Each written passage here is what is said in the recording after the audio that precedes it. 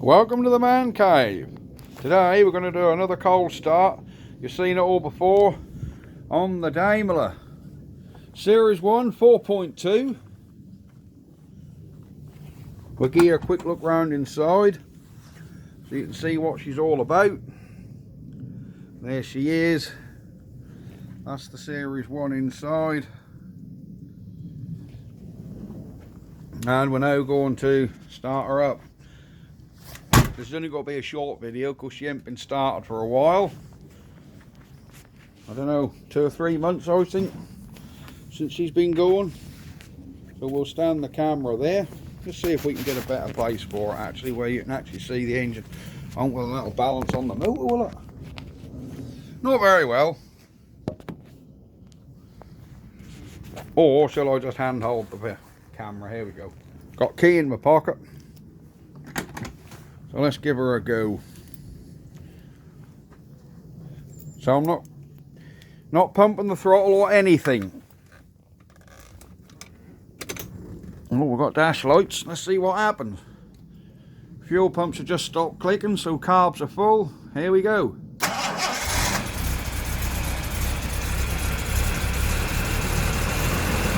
There you go, she's away. She's on choke at the minute.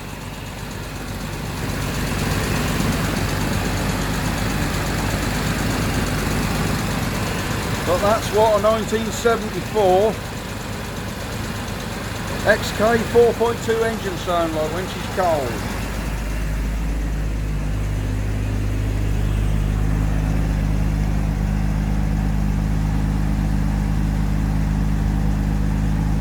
She's lovely.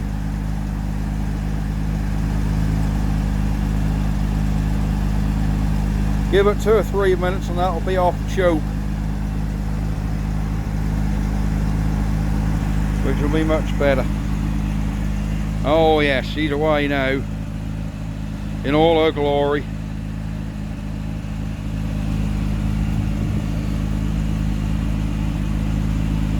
Before you crib the tow bar, I've just put it on last week and I'm waiting for a chrome tow bar cover to turn up for it. The only reason I'll put one on is to tow that little classic caravan over there so I can do car and caravan rallies. Believe me, the tow bar's not on there because I like it, it's on there because I want to do weekend car shows with a classic caravan. So I know, don't hate me for it, but needs must. Necessary evil. There we go.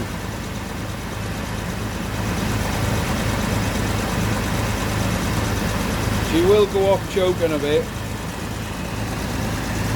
This has actually not got a choke, that's got what's called a Jaguar AED system, an automatic enrichment device, which is this little bit here.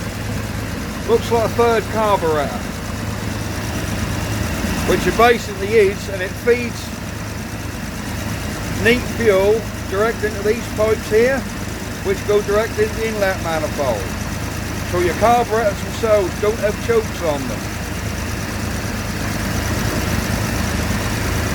And there's actually a thermal wrapped pipe that comes on the bottom of this and runs around the back of the engine, and that picks up heat off the exhaust manifold, which heats up a biometric metal strip which is in there, which shuts the fuel off. As it draws the warm air in, it shuts the fuel off, which cuts the fuel supply into the inlet manifold, which turns the choke off, or turns the enrichment off. But she's still on that choke because she's ticking over quite fast at the minute. Plug leads in here, I had to make them up myself because I couldn't get a set that fitted how I wanted them to. So I actually bought a set of, I bought 6 meters of HD cable and the ends, made them all myself. It runs 10 times better with copper wire than it does with silicone wire. Because somebody had put old silicone leads on here and they really weren't nice. But because this car is still running points and condenser, it hasn't got electronic ignition on there, we're still on points and condenser. If you've got points and condenser, stick to copper wire. Pointy condenser don't work right through silicon leads. Hang on, the engine note change is starting to go down a bit. Just a little. She's starting to go down a little. I think she's starting to warm up.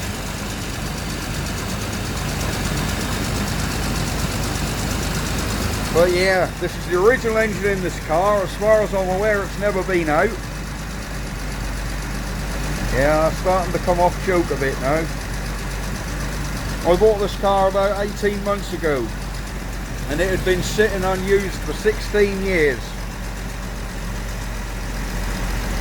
And when that had been sitting 16 years, the guy who had it then had owned it for absolutely years. I think he bought this in the 80s. And yeah, when he gave up driving, he didn't have the heart to sell the motor, and that just sat in his shed. So as far as I'm aware, that engine's never been out. All I've had to do is I upgraded the coolant system, put a new water pump on, put a new radiator in, an aluminium radiator, got rid of the brass one. The radiator, by the way, is out of a Subaru Impreza WRX. It fits perfectly. The inlets, the outlets, everything is right, even the right size. Subaru Impreza WRX.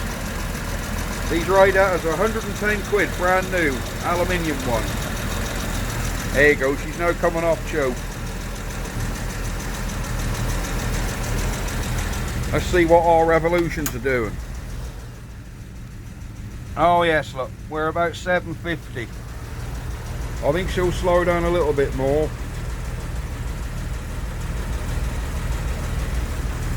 D push horn. Lovely horn. Yeah, she's off choke now, listen. There you go. There you go, running about 600 revs now.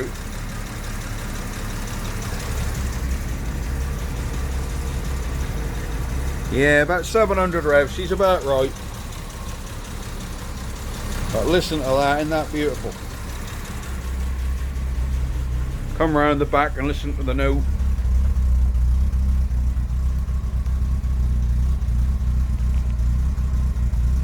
That is perfect.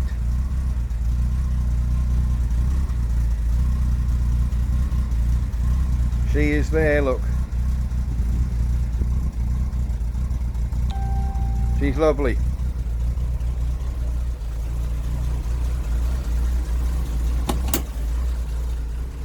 Yeah, we're 600 RPM now.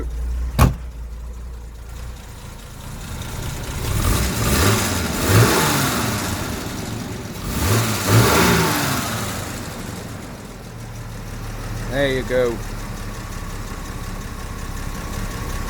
Say 4.2 litre straight 6, 24 valve. No, beg your pardon, 12 valve. Beg your pardon, twin cam, that's it. Twin cam but 12 valve. Got 2 inch and 3/4 SUs on there with the AED. Horsepower figures on these, they use a DIN horsepower, which was as accurate as they could get years ago. This is about 220 DIN, but in this day and age it's probably more like 160, 180, the way we'd measure it today by the time it's gone through the drivetrain. But horsepower isn't really what these cars are about. Trust me, she does. She will hitch up a petticoat and go like hell if you put your foot down. But normally I sit at 50 in it and annoy everybody. You know, I do a lot more than 50, 55, that's just right. But if you do need to get past somebody in a hurry or get past a lorry, it'll do it with ease. She's 3-speed automatic, and I must admit, if you're doing 90 and you lump your foot to the floor, she will kick down from 3rd to 2nd gear, and she'll scamper up to 110 in second if you really want her to. She's no Porsche, but then again she's no slouch. Back when this was new, when they launched these cars in '68, if you had one of these in 4.2, you was quite the man. and there weren't a lot of people on the road that could have stayed with you. But yeah, there she is. And apart from the external paintwork, which I've done myself, all original in here, all the inner wings original, never been welded. Yes, this is not that clean, it's not sparkly clean and polished in here, but that isn't the look I was going for. I want to keep the car looking as original as possible. The only reason I painted the exterior is because the old paintwork had gone very dull and the old boy had put a few parking scratches and dings on it. Chrome is all original. I know for a fact these are the original bumpers. Original boot plinth. All the chrome's original. All the wheel hubs, original.